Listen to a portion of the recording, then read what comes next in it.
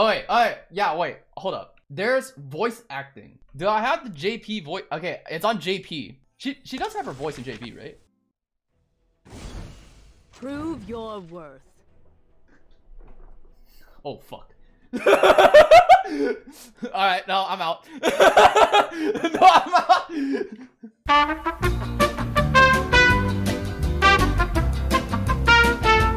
I like how my pet Nooks here is sleeping.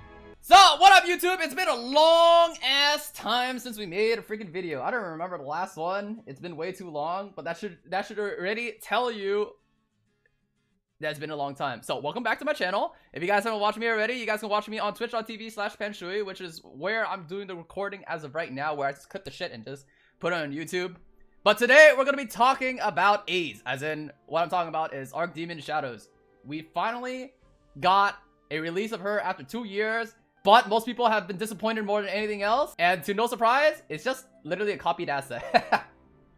It's just copied. It's copy and paste. Everything is copy and paste. For skill 1, skill 2, skill 3, fuck it. Everything is like the same freaking shit. So to get that along, we're gonna start by looking at her skills, or primarily her stats. First, she is stated here to be a Dark Mage Aquarius. I don't know if you guys actually see that, but it should be on the top left. Over here, she has pretty high attack, low base health for like any other mage, 108 speed, 715 defense, which is actually really high, and then the rest is just 18% effectiveness. So overall, it looks like she really looks like she might be a damage dealer, might not be a damage dealer. We don't quite know, but it looks like she might be also be a debuffer.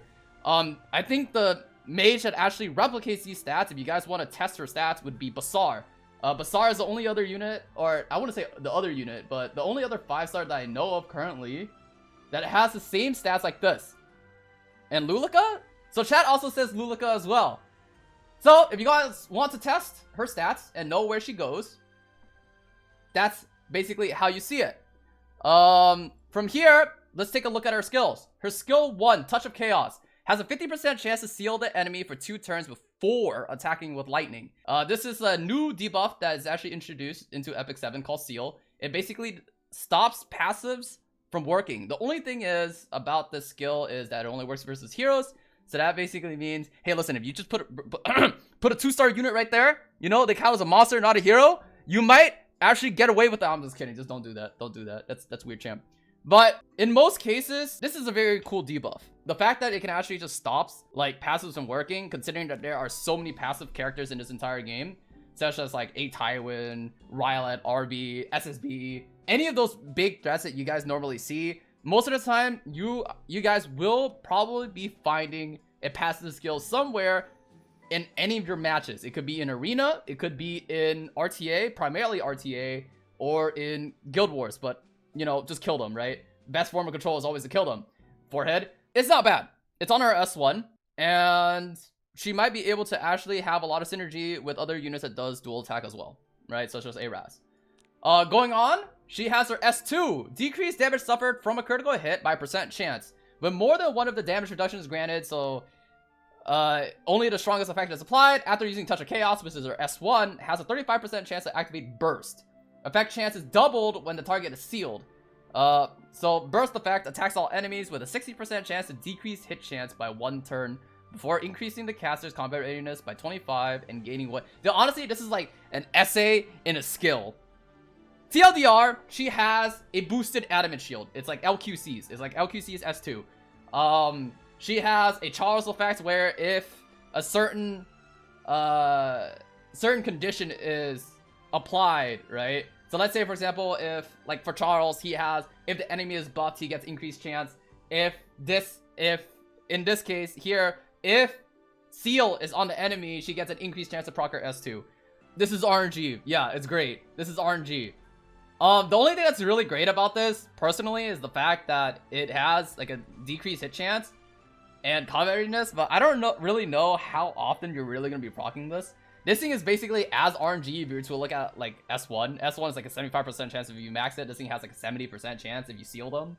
And if you don't seal them, the chances of you getting both of them is kind of keck. But I think the biggest takeaway from this in general for her S2 is primarily the fact that she takes very little damage, right? So she takes reduced critical hit damage by 30%. which is pretty fat. That basically means, hey, look, just make her fat, and she doesn't die, right? She can't get killed. You can't kill her. Maybe you can kill her, but it's pretty hard, right? Moving on, we got her S3. Attacks all enemies with the power of what the fuck? How am I supposed to pronounce this? What the fuck? Alright, I can't pronounce this. Il. Fuck this shit. I'm out. With a 75% chance to each, with a percent chance to increase, or 100% chance in this case, to each inflict 2 burn effects for 2 turns. It grants the caster an extra turn. This skill cannot trigger a counterattack.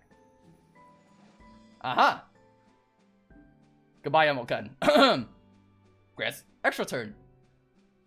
So, I mean, honestly, her S3 doesn't really look that impressive. her S3 does not look as impressive as it really, as much as you think it would be. It looks like the majority of her kit from here really depends on the fact that she seals off with her S1.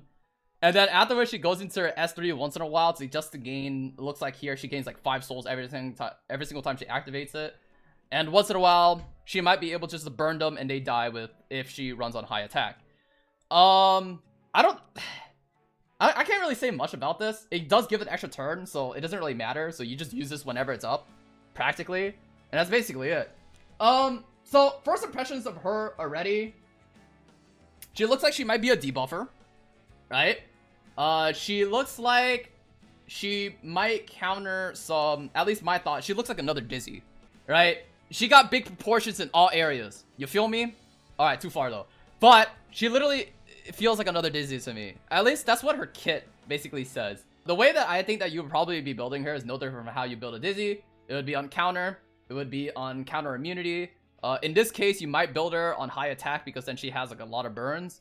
And then everything else just seems like, hey, look, if I seal, if I could actually do debuffs, good. If not, fucking sucks, right? So moving on to that, you know, can she be a damage dealer? We shall take a look at that in the data mines. We see this on Reddit, which I will post in the description over here.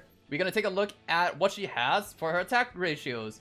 So over here, she has an attack rate of 1 to 1. So common single target attacks that has 1 to 1, not really too much. She has a 0.6 on attack rate, but an extremely high POW. POW is basically just like another multiplier. Someone could correct me if I'm wrong, if you guys want to elaborate a little bit further. But it's basically just like a static multiplier. Most of the time, it doesn't exactly matter too much, I would like to say. Actually, it does matter a lot. It increases your damage like multiplicably. Okay, you know what? This entire thing is just like me just struggling to like speak English.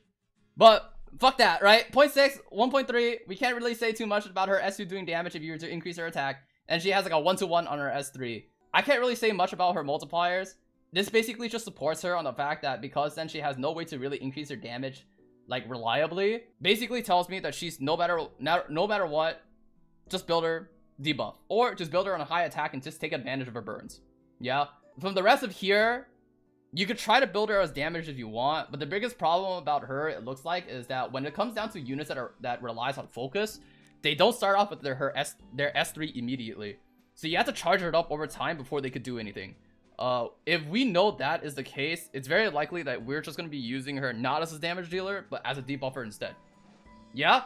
So the situations that I think that she's probably going to be using in is most likely against teams that run a lot of tanks, a lot of bruisers, a lot of like knights, or knights that deal like a lot of passives. By example, we can go over into my match histories and we can actually take a look in the applications that she might be used in.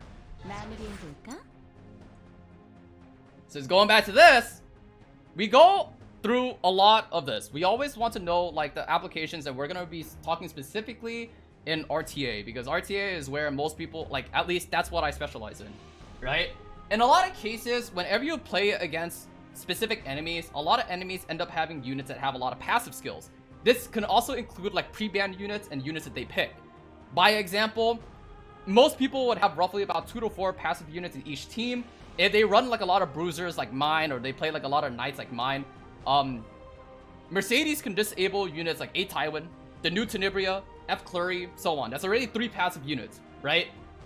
We move on to the other side, we see FCC and Landy, right? those are already passive units, right? If we move on to the next teams, the ones that I even lost to, even here I run like a lot of passive units, right?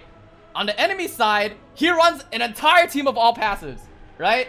SCC, Tenebria, T-Surin, S10A. I don't think S10A is really gonna get disabled unless, you know, you run counter set and then you just drop her with a S1 and seal and accidentally when she S3s you. And then there's also Emo Haste. Hey, look, full team of passive units. What do you guys think? Hey, look, passive meta, right? And then we go over to like my team. Dude, I have 4 passive units already.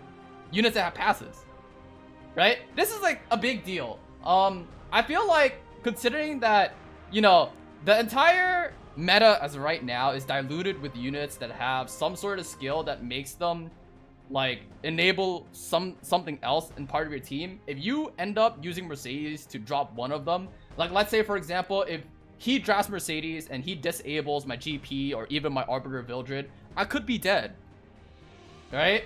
If he knows how to speed tune it correctly, my Arbiter Vildred could be dead. But the thing that is very unique here, if we were to go back to Archdemon Mercedes, or AIDS in this case, right, is that the way that she applies her seal is before she attacks. So the debuff gets applied first, then the damage. So that basically means this thing can't miss. It cannot miss. Okay? It cannot miss. The only thing that will ever happen to it is either you don't proc it because of 25% chances, or by 50% resist. Yes? That's not bad. So, you can use it versus units such as Rylet. You can use it versus like those crazy like MLDB Arby's or MLDB T-Surins. You can use it versus even units like Aite, because then Aite does not cleanse until he is after he gets attacked, right? But you seal his passive, he can't cleanse it. Yeah? But there's a lot of unique applications that I still don't know what would happen to them, such as like, you know, some people say, hey, what happened if you disable his Gunther's passive? Or what happens if you disable like freaking Eaton's passive? And I'm just like, that is a good question, but we're probably gonna have to test that in another video if we do end up getting her by chance. So all in all, to really cover down Archdemon Mercedes, this is what I think that she's gonna be built on. She's most likely going to be built on maybe counter immunity, similar to how you build Dizzy. It's very possible that you might put her on high attack to utilize the fact that she has burns, and because then she has a very high attack value. Other things that I might see her on is possibly like, you could probably try to run her on speed set if you want, but I feel like if you were to try to run her on speed set, you're assuming a couple things. Number one is that she's not going to get hit, and number two, if she's not going to get hit, maybe the speed is a little bit more value. Right? And another, that you might not care about her S3 as much as her S1, right? There's a lot of applications of how I think that she's gonna be built, but most of the time it's probably gonna be with high attack, high HP and defense, and then effectiveness being as a priority, and then speed is probably something that you probably neglect for like a while, because then she doesn't look like a unit that you would play turn 1 anyway, because then her S1 doesn't really do anything versus units that has immunity, right? So that is basically what I think is so far about her. Do I think that she's good, or is she a must pull? Because that she has a new mechanic, I feel like she is. And if she sucks, you might need to pull her anyway, because then SG might have a chance to buff her. But then at the end of the day, you gotta ask yourself, does she work in your team? If she works in your team, if you're a person that loves running like ARAS, or if you're a person that loves playing versus like, or struggles versus playing like a lot of nicer bruiser teams, like such as the Ravis or like the Aitewins and stuff. And you know, it looks like here I gotta wake the fuck up. Yeah, that's basically it. I kinda lost for words. All since my alarm just freaking rang.